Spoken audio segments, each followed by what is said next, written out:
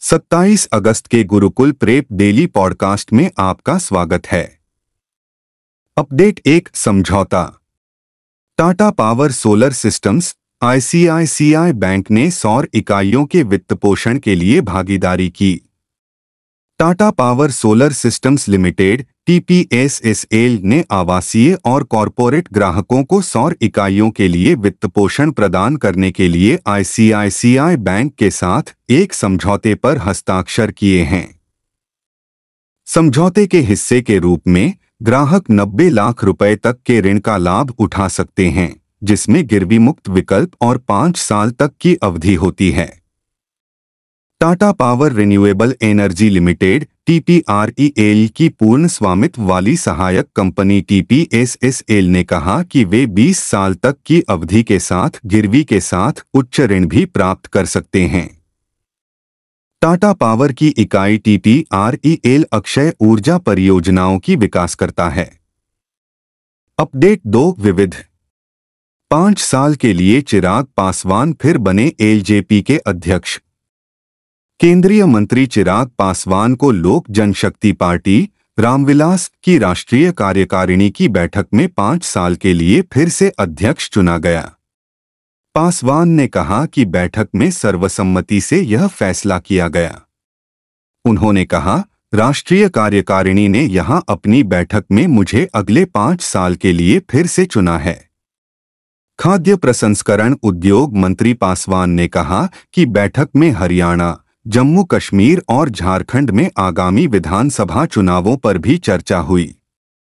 उन्होंने कहा कि झारखंड में पार्टी या तो राष्ट्रीय गठबंधन सहयोगी भाजपा के साथ या अपने दम पर चुनाव लड़ सकती है। अपडेट 3 निधन। लेबनान के पूर्व प्रधानमंत्री सलीम होस का 94 साल की उम्र में निधन। लेबनान के कार्यवाहक प्रधानमंत्री नजीब मिकाती ने कहा कि 5 बार लेबनान के पूर्व प्रधानमंत्री सलीम होस, जिन्होंने अपने देश के आधुनिक इतिहास के सबसे उथल-पुथल वाले वर्षों में सेवा की, का 94 वर्ष की आयु में निधन हो गया। मिकाती ने कहा, होस एक प्रमुख अर्थशास्त्री और अपनी विशेषज्ञता, नैतिकता और ज्ञान के लिए एक रोल मॉडल थे।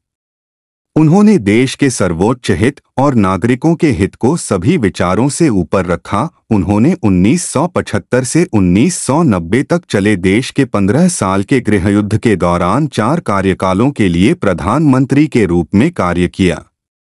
कार्यालय में उनका अंतिम कार्यकाल 1998 से 2000 तक था। अपडेट 4 निधन। कांग्रेस के वरिष्ठ नेता वसंतराव चव्हाण का 70 साल की उम्र में निधन। महाराष्ट्र के नांदेड़ से नवनिर्वाचित कांग्रेस सांसद वसंतराव चव्हाण का हाल ही में निधन हो गया। वह 70 वर्ष के थे। चव्हाण का हैदराबाद के एक निजी अस्पताल में इलाज चल रहा था, जहां उन्होंने अंतिम सांस ली। दिग्गज नेता अशोक चव्हाण के भारतीय जनता पार्टी भाजपा में शामिल होने के बाद चव्हाण को नांदेड़ सीट से लड़ने के लिए पार्टी द्वारा चुना गया था। वसंतराव ने लोकसभा चुनाव 2024 में नांदेड़ में भाजपा के मौजूदा सांसद प्रताप पाटिल चिखलीकर को 50,000 से अधिक मतों से हराया। लंबे समय तक कांग्रेस नेता रहे वसंतराव चव्हाण पहले विधायक और एमएलसी थे। अपडेट 5 योजनाएं और समितियां। केंद्र ने सरकारी कर्मचारियों के लिए एकीकृत पेंशन योजना को मंजूरी दी। एक महत्वपूर्ण कदम में, जो 23 लाख केंद्र सरकार के कर्मचारियों के लिए पेंशन के रूप में वेतन के 50% की गारंटी देगा। प्रधानमंत्री नरेंद्र मोदी के नेतृत्व में केंद्रीय मंत्रिमंडल ने एकीकृत पेंशन योजना यूपीएस को मंजूरी दे दी। यह योजना 1 अप्रैल 2025 से प्रभावी होगी। केंद्र सरकार के कर्मचारी राष्ट्रीय पेंशन योजना एनपीएस और एकीकृत पेंशन योजना यूपीएस के बीच चयन करने में सक्षम होंगे। इसके अलावा मौजूदा केंद्र सरकार के एनपीएस ग्राहकों के पास भी यूपीएस में स्विच करने का विकल्प होगा। इस बीच राज्य सरकारों के पास एकीकृत पेंशन योजना को अपनाने का विकल्प भी होगा। अपडेट 6 विज्ञान और प्रौद्योगिकी। स्पेस जोन इंडिया ने भारत का पहला रियूजेबल हाइब्रिड रॉकेट भूमि-1 लॉन्च किया।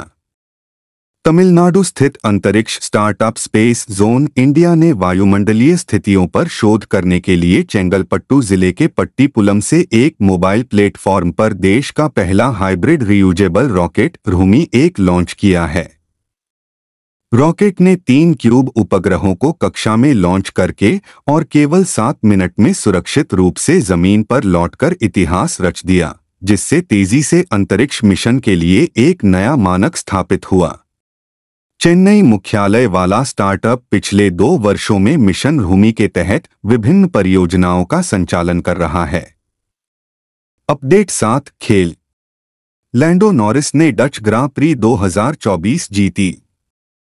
डच ग्रां प्री में कौशल और दृढ़ संकल्प का शानदार प्रदर्शन देखा गया, जहां लैंडो नॉरिस ने रोमांचक दौड़ में चैंपियनशिप लीडर मैक्स वेरस्टैपेन को पछाड़ते हुए अपने करियर की दूसरी जीत हासिल की। मैक्लेरन ड्राइवर का प्रदर्शन असाधारण से कम नहीं था, अपने निकटतम प्रतिद्वंद्वी से 20 सेकंड से अधिक समय आगे रहे। मैक्स वेरस्टैपेन ने अपने घरेलू मैदान पर रेसिंग करते हुए एक मजबूत लड़ाई लड़ी, लेकिन अंततः दूसरे स्थान से संतोष करना पड़ा। रेड बुल ड्राइवर, जो इस सीजन में अपने प्रभावशाली प्रदर्शन के लिए जाने जाते हैं, ने खुद को पूरी दौड़ में नॉरिस की गति से मेल खाने में असमर्थ पाया। अपडेट 8 राज्य। महाराष्ट्र कैबिनेट ने केंद्र के यूपीएस की तर्ज पर सरकारी कर्मचारियों के लिए संशोधित एनपीएस को मंजूरी दी। महाराष्ट्र सरकार ने घोषणा की कि वह केंद्र सरकार की एकीकृत पेंशन योजना यूपीएस के अनुरूप राज्य सरकार के कर्मचारियों के लिए एक संशोधित राष्ट्रीय पेंशन योजना एनपीएस लागू करेगी। यह निर्णय केंद्रीय मंत्रिमंडल द्वारा केंद्र सरकार के कर्मचारियों के लिए यूपीएस को मंजूरी देने के एक दिन बाद आया है, जो पेंशन के रूप में पिछले 12 महीनों की सेवा में निकाले गए औसत वेतन का 50% की गारंटी देता है। राज्य के अधिकारियों ने पुष्टि की कि संशोधित योजना मार्च 2024 से लागू होगी, जिससे जिला परिषद कार्यकर्ताओं सहित लाखों सरकारी कर्मचारी लाभान्वित होंगे। अपडेट 9 शिखर सम्मेलन और सम्मेलन। जितेंद्र सिंह ने अमेरिका भारत असैन्य परमाणु वाणिज्य पर द्विपक्षीय बैठक की अध्यक्षता की। केंद्रीय मंत्री डॉ. जितेंद्र सिंह ने नई दिल्ली में अमेरिका भारत असैन्य परमाणु वाणिज्य पर एक द्विपक्षीय बैठक की अध्यक्षता की है। विज्ञान और प्रौद्योगिकी मंत्रालय ने कहा कि बैठक में विज्ञान, प्रौद्योगिकी और स्वच्छ ऊर्जा सहित महत्वपूर्ण क्षेत्रों में दोनों देशों के बीच गहरे सहयोग पर प्रकाश डाला गया। बैठक के दौरान डॉक्टर सिंह ने घोषणा की कि गगनयान मिशन से एक भारतीय अंतरिक्ष यात्री अंतर्राष्ट्रीय अंतरिक्ष स्टेशन में शामिल होने के लिए तैयार है, जो भारत-अमेरिका अंतरिक्ष सहयोग में एक महत्वपूर्ण मील का पत्थर है। उच्च स्तरीय अमेरिकी प्रतिनिधिमंडल का नेतृत्व अंतर्राष्ट्रीय जलवायु नीति के लिए संयुक्त राज्य अमेरिका के राष्ट्रपति के वरिष्ठ सलाहकार जॉन पोडेस्टा और अमेरिकी ऊर्जा विभाग के उप सचिव डेविड तुर्क ने किया था। अपडेट 10 योजनाएं और समितियां। मंत्रिमंडल ने विज्ञान और प्रौद्योगिकी विभाग द्वारा विज्ञान धारा योजना को मंजूरी दी। केंद्र ने अनुसंधान आधार को मजबूत करने और स्वच्छ ऊर्जा जैसे क्षेत्रों में देश की कुछ जरूरतों के लिए विज्ञान और प्रौद्योगिकी समाधानों की खोज में तेजी लाने के लिए 2 प्रमुख विज्ञान पहलों को मंजूरी दी है। केंद्रीय मंत्रिमंडल ने विज्ञान और प्रौद्योगिकी विभाग DST द्वारा विज्ञान धारा नामक एक नई पहल के तहत चलाए जा रहे कई मौजूदा विज्ञान संवर्धन कार्यक्रमों को विलय करने का निर्णय लिया, जिससे उम्मीद है कि बेहतर धन उपयोग और दक्षता में सुधार होगा। मंत्रिमंडल ने जैव प्रौद्योगिकी क्षेत्र में अनुसंधान और विकास, औद्योगिकीकरण और विनिर्माण को बढ़ावा देने के लिए एक जैव प्रौद्योगिकी पहल को भी मंजूरी दी।